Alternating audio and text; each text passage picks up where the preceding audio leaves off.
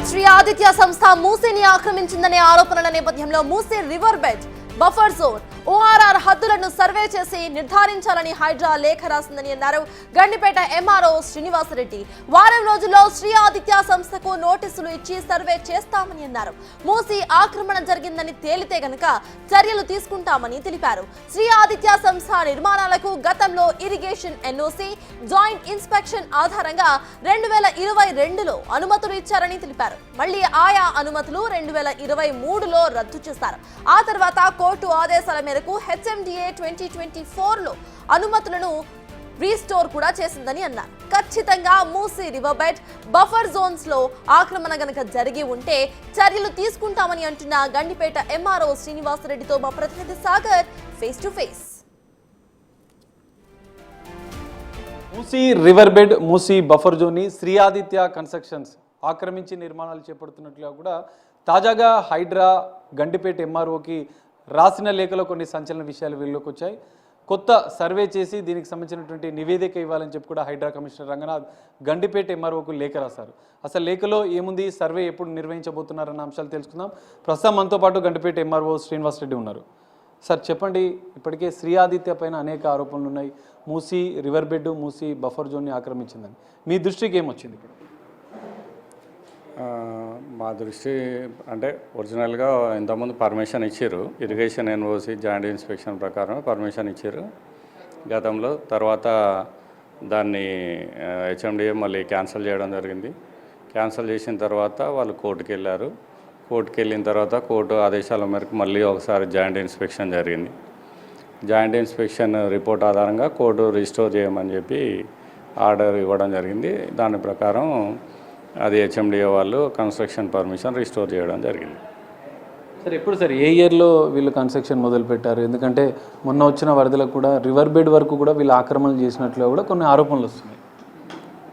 కరెక్ట్గా డేట్స్ గుర్తులేవు. 2022లో ఇచ్చినట్టుంది first permission. 23లో అది క్యాన్సిల్ చేశారు. వాళ్ళు కోర్టుకు పోయి మళ్ళీ రిజిస్టరేషన్ పర్మిషన్ 23లో తెచ్చుకోవడం జరిగింది, 24లో తెచ్చుకోవడం జరిగింది. దాని ప్రకారము కన్స్ట్రక్షన్ నడుస్తుంది. తాజాగా ఇప్పటికే మీరు గతంలో కూడా సర్వే చేసినా అని చెప్తున్నారు. తాజాగా హైడ్రా కమిషనర్ రంగనాథ్ మీకు లేఖ రాశారు. అందులో ఏ అంశాలు పేర్కొన్నారు, ఎలాంటి ఆధారాలు ఉన్నాయి అందులో? వాళ్ళు అడిగేది రెవెన్యూ ఆల్రెడీ గతంలో కూడా చేయడం జరిగింది సార్. మళ్ళీ ఒకసారి ఇప్పుడు వచ్చిన అంటే కంప్లైంట్స్ ఆధారంగా మళ్ళీ ఒకసారి రెవెన్యూ రికార్డు ప్రకారం మూసీ బౌండరీస్ ఏమున్నాయి, అక్కడి నుంచి బఫర్ ఏరియా ఎంతవరకు వస్తుంది, తర్వాత ఓఆర్ఆర్ నెక్స్ట్ శంకర్పల్లి రోడ్ ఇవన్నీ కూడా మార్క్ చేయడమే అడగడం జరిగింది. దాని ప్రకారం నెక్స్ట్ వీక్ సర్వే చేస్తాం. సార్ రంగనాథ్ రాసిన లేఖలో కూడా కొన్ని కీలక అంశాలు ఉన్నాయి. ఎందుకంటే బఫర్ జోన్ని ఆక్రమణకు గురైంది 2 ఎకరాలకు పైగా, ఇటు రివర్ బెడ్ బఫర్ జోన్ కలిపి 3 ఎకరాలకు పైగా ఆక్రమణకు గురైంది. దాంతోపాటుగా నాలాను కూడా మాయం చేశారన్న అంశాలు కూడా అందులో పేర్కొన్న పరిస్థితి. సో మీ దృష్టిలో ఉన్నాయా సార్ ఆ అంశాలు? నాలా గురించి మా రికార్డులో ఎక్కడ లేదు. మేబీ అది ఇరిగేషన్ వాళ్ళకు ఐడియా ఉంటుంది. సో మనం మూసీ అనేది మన రికార్డుకు ఉన్నది. మూసీ ఎంత పెడుతున్నది, అక్కడి నుంచి మనకు 50 మీటర్స్ ఎంతవరకు వస్తుంది అనేది మనం మార్క్ చేయగలం. సార్ ఇక్కడ చూస్తే ప్రాక్టికల్గా కూడా మూసీ వెడల్పు అనేది వీళ్ళ నిర్మాణాల దగ్గరకు వచ్చేసరికి తగ్గిపోయినట్లుగా కనిపిస్తుంది.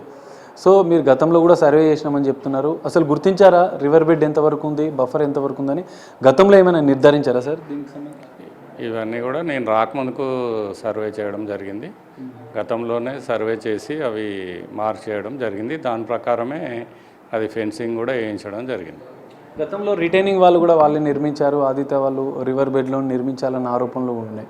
సార్ మీ దృష్టికి ఏమైనా ఫిర్యాదులు వచ్చాయా శ్రీ ఆదిత్య పైన? ఎలాంటి అంశాలు ఉన్నాయి? రిటైనింగ్ వాళ్ళనైతే నేను చూడలేదు ఎప్పుడు. ఓన్లీ నేను వచ్చి చూసేసరికి నేను వచ్చేటప్పటికి ఫెన్సింగే ఉన్నది అది.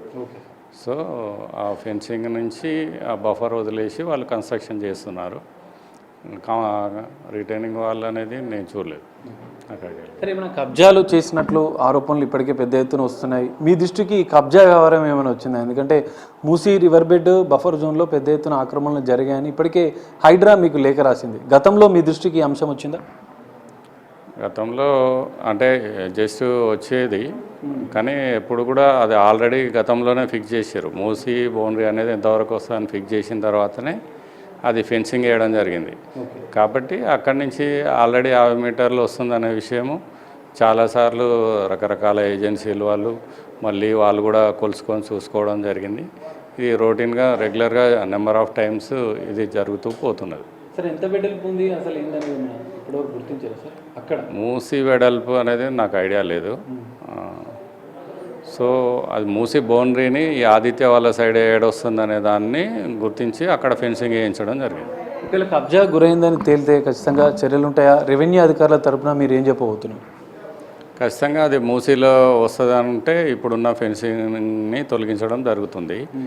అది ఎక్కడి వరకు వస్తుందో ఆ మూసీని అంతవరకు మార్క్ చేయడం జరుగుతుంది. మూసీలో ఎటువంటి మట్టి కానీ ఇంకేమున్నా కూడా తొలగించడం జరుగుతుంది. సార్ ఫైనల్గా లేఖ రాసిన నేపథ్యంలో హైడ్రా నుంచి ఎప్పుడు సర్వే చేయబోతున్నారు? రెవెన్యూ అధికారుల తరపున సర్వేలో ఎవరెవరు పాల్గొనబోతున్నారు? తదుపరి ఎలాంటి చర్యలు ఉండబోతున్నాయి? సర్వే ఓన్లీ వీళ్ళు రెవెన్యూ రికార్డ్ ప్రకారమే మనం చేస్తాము. అది ఓన్లీ మండల సర్వే చేస్తాం. ఎప్పుడు సార్ ఎప్పుడు చేయబోతున్నారు? నెక్స్ట్ వీక్ చేస్తాం. ఎవరెవరు పాల్గొనబోతున్నారు సార్? మామూలుగా ఎఫెక్టెడ్ పార్టీస్ అందరికీ నోటీసులు ఇవ్వడం జరుగుతుంది. ఆ నోటీసులు ఇచ్చిన వాళ్ళందరూ వస్తారు. సో వాళ్ళకి ముందే ఇన్ఫర్మేషన్ ఇస్తారా సార్ శ్రీ ఆదిత్య వాళ్ళు? ఎందుకంటే ఇప్పటికే వాళ్ళు మేము కబ్జా చేయలేదని కొంత గందరగోళ పరిస్థితిని అక్కడ సృష్టిస్తున్నారు. సో వాళ్ళకి ఏం చెప్తారు మీరు శ్రీ ఆదిత్య వాళ్ళకి? మామూలుగా నోటీసులు ఇస్తాము అందరికీ. రిటర్న్గా నోటీసులు ఇచ్చి సర్వే చేసే అధికారం రెవెన్యూ డిపార్ట్మెంట్కి ఉంది. దాని ప్రకారం చట్ట ప్రకారమే నోటీసులు ఇచ్చి చేస్తాం. సో ఖచ్చితంగా ఒకవేళ ఇప్పటికే హైడ్రా గుర్తించింది 2 నుంచి 3 ఎకరాల వరకు కబ్జాకు గురైందని చెప్పి, ఒకవేళ కబ్జా గురైందని తెలిస్తే మీరు రెవెన్యూ అధికారుల తరపున ఎలా ముందుకు వెళ్ళనున్నారు? ఒకవేళ ల్యాండ్ రివర్లోకి వస్తే ఎక్కడి వరకు వస్తుందో అక్కడి వరకు మార్క్ చేయడము, అంతవరకు మట్టి గిట్ట ఏమైనా దాంట్లో ఉంటే వాళ్ళతోటి తొలగింపజేస్తాం. Thank you sir. సో ఇది పరిస్థితి. ఖచ్చితంగా రివర్ బెడ్లో ఉంటే మటుకు ఖచ్చితంగా చర్యలు తీసుకుంటాం. నెక్స్ట్ వీక్లో దీనికి సంబంధించినటువంటి పూర్తిస్థాయి సర్వే చేయబోతున్నాం. సర్వేలో ఖచ్చితంగా రివర్ బెడ్ని కానీ బఫర్ జోన్ని కానీ కబ్జా చేసినట్లు తెలిసే శ్రీ ఆదిత్య పైన తదుపరి చర్యలు ఉంటాయి. ముందుగానే నోటీసులు ఇచ్చి సర్వే చేస్తామని చెప్పి ఎంఆర్ఓ చెప్తున్నారు. కబ్జాలు చేసే వారిపైన ఖచ్చితంగా చర్యలు తీసుకోబోతున్నామని చెప్పి కూడా రెవెన్యూ అధికారులు చెప్తున్న పరిస్థితి. కెమెరామెన్ హరీష్తో కలిసి సాగర్, బిగ్ టీవీ,